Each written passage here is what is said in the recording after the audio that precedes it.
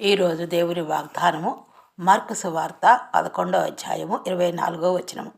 ఈరోజు దేవుని వాగ్దానము మార్కు సువార్త 11వ అధ్యాయము 24వ వచనం.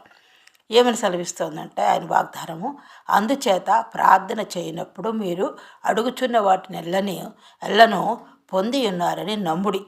మీరు ప్రార్థన చేయనప్పుడు మీరు అడుగుచున్న వాటిని ఎల్లను పొంది ఉన్నారని నమ్ముడి, అప్పుడు మీకు అవి కలుగునని ఆయన చెప్పుచున్నాడు అన్నమాట. అప్పుడు అవి మీకు కలుగునని మీతో చెప్పుచున్నాను అంటున్నాడు.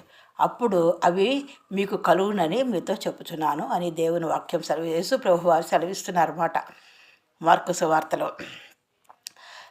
ఈ కొత్త సంవత్సరంలో, నూతన సంవత్సరంలో ప్రార్థన గురించే, నిన్న కూడా ప్రార్థన గురించే మనము వాగ్దానం తీసుకున్నాం. ఈరోజు కూడా నిన్న మత్తయి సువార్తలో తీసుకున్నాం. ఈరోజు మార్కు సువార్తలో 11:24లో దేవుడు మరొకసారి ప్రార్థన గురించి చెప్తున్నాడు అన్నమాట. ఒకవేళ మనం ప్రార్థన చేస్తూ ఆగిపోయి ఉన్నామేమో, ప్రార్థన చేస్తున్నాం ఏమీ పొందుకోవట్లేదు, ఏమీ రావటం లేదు, సంవత్సరాలు గడిచిపోతున్నాయి, నేను ఇలాగే ఉన్నాను, నా పరిస్థితి ఇలాగే ఉంది అని మనం బాధపడుతూ, వ్యసనపడుతూ, ఎంతో వేదనతో ఉన్నామేమో, కొత్త సంవత్సరం అలా ప్రవేశించామేమో.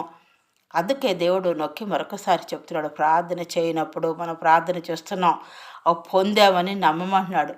నమ్మాలన్నమాట. మన కంటికి ఏమీ కనిపించటం లేదు, ఏ ఆధారము కనిపించటం లేదు. అవి ఎలా వస్తాయని ఒక పక్కన సందేహం కూడా మనకి ఉంది. అయినప్పటికీ దేవుడు మనకి కనపడనివి నమ్మినప్పుడు ఆయన అద్భుతంగా దేవుడై ఉన్నాడు. శూన్యంలో ఉండే సమస్తము సృష్టించిన దేవునికి, సర్వాధికారి అయిన దేవునికి ఇది అసాధ్యము కాదు. అప్పుడు అవి కలుగునని మీతో నమ్మాలన్నమాట. దృఢమైన విశ్వాసం నీ హృదయంలో ఉండాలి. నువ్వు ఇప్పుడిప్పుడే దేవుడిని విశ్వసిస్తున్నావా, లేకపోతే చాలా సంవత్సరాల నుంచి దేవుని విశ్వసించి నమ్మి ముందుకు సాగుతున్నావా?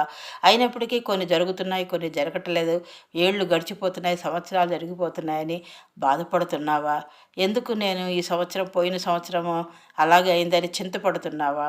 ఇన్ని సంవత్సరాల నుంచి నేను అడుగుతున్నాను, అన్ని దేవుళ్ళకి, ఎన్నో దేవుళ్ళకి మొక్కాను, యేసుప్రభువుని విశ్వసించాను, నమ్మాను, ఆయన చేస్తాడని విశ్వసించాను, కానీ ఈ దేవుడు కూడా ఏమీ చేయలేదని బాధపడుతున్నావా, చింతపడుతున్నావా? నీవు దేని విషయంలోనూ చింతపడద్దు. ప్రార్థన చేస్తూనే ఉండవు. పొందుకునే వరకు మనం ప్రార్థన చేస్తూనే ఉండాలి. అవి అడుగుతూనే ఉండాలి. దేవుడు అప్పుడే ఇచ్చేసాడు, కానీ మనము సరి చేసుకోవాలి. మన జీవితాల్లో ఆయనకు ఆయాస్కరమైన మార్గం ఏదైనా ఉందేమో అది సరి చేసుకోవాలి. మనం ఏ విషయాల్లో తప్పు చేసామో, పొరపాట్లు చేసామో, మరి ఇతరులను బాధించామో, లేకపోతే మనం మన్ని మనం తిట్టుకున్నామో అది కూడా తప్పేని దేవుని వాక్యం సెలవిస్తోంది. మన్ని మనం తిట్టుకుంటున్నామేమో, ఇలాంటి జీవితం అయిపోయిందని అనుకుంటున్నామేమో, అవన్నీ సరి చేసుకొని నువ్వు క్షమాపణ హృదయంతో నీ తప్పిదములు ఒప్పుకొని